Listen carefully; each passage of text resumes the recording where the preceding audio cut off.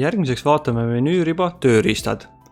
Tööriistade alt leiate erinevad lahendused, mis teevad kindlasti teie elu palju mugavamaks.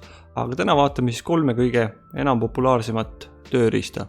Esiteks on selleks aadress. Ja saate sisestada endale sobiliku aadressi.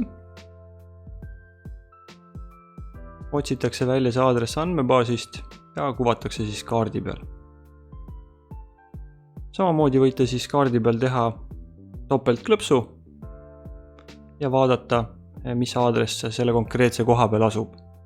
Samuti näete kaasa siis ka Google Maps Street View vaadet.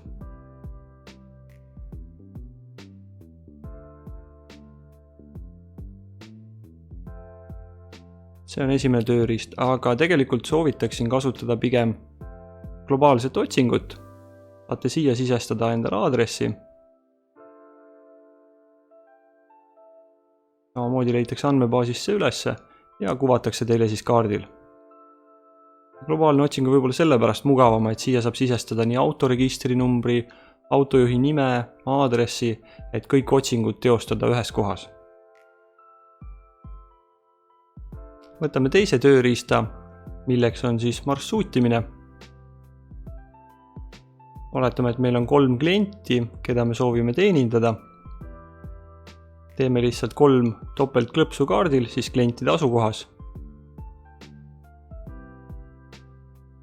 Ja ühe võtame siia Ülemiste Citysse. Ja arvutame siis selle teekonna. Näeme, et teekond on 10 kilomeetrit ja selle läbimiseks kulub 17 minutit. Võtame arvutuse tagasi. Saame lisada ka siia näiteks 4. kliendi või siis vajadusel, kui on vaja mõnda klienti ennem külastada, saame sellega ümber tõsta. Ja vajutame arvuta.